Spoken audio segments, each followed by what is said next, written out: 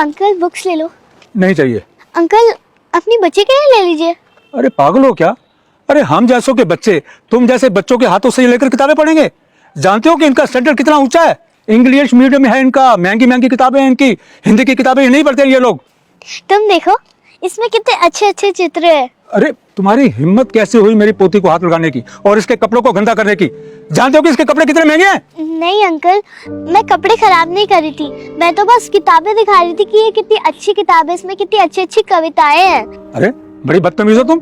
अरे एक बार में तुम्हारी समझ में नहीं आया? चलो यहाँ से, हाँ यहाँ से। कोई घमंडी ही होगा जो मेरी वीडियो को इग्नोर करेगा।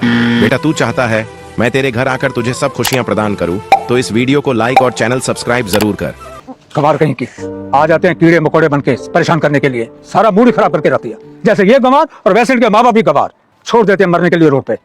ले कटोरा हाथ में चल दिया हूँ फुटपाथ पे, अपनी रोजी रोटी की तलाश में। मैं भी पढ़ना लिखना चाहता हूँ साहब, मैं भी आगे बढ़ना चाहता हूँ साहब, मैं भी खिलौनों से खेलना चाहता हूँ साहब। रुक जाता हूँ देख के अपने हालात को, क्योंकि साहब मैं अनाथ हूँ। फुटपाथ से ही शुरू होती है मेरी जिंदगी, खत्म होती है वहीं।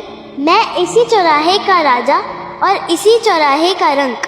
जब कोई हम उम्र को देखता हूँ गाड़ियों से जाते हुए, तो खो जाता हूँ उसी के ख्वाब में। अब नहीं रहता किसी का आश्वासन या विश्वास, मैं बस 2 वक्त की रोटी की तलाश में फिर से खड़ा हो जाता हूँ उसी फुटपाथ पे, क्योंकि साहब मैं अनाथ हूँ। वाह दीदी, आप तो बहुत अच्छे से पढ़ लेती हो। इतने अच्छे से तो मैं भी नहीं पढ़ पाती। मैं इंग्लिश मीडियम में पढ़ती हूँ, लेकिन मेरी हिंदी बहुत ज्यादा कमजोर है। आपने हिंदी पढ़ना कहाँ से सीखा? मुझे भी आपकी तरह हिंदी पढ़ना सीखना है। हाँ, हिंदी पढ़ना सबको आना चाहिए।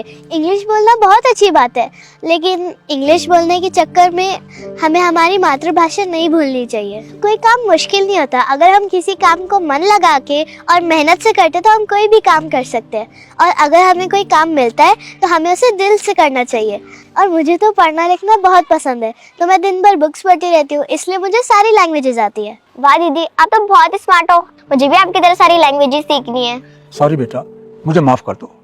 मैंने तुम्हें समझने में बहुत गलती की। मुझे तुम्हारे साथ ऐसा नहीं करना चाहिए था।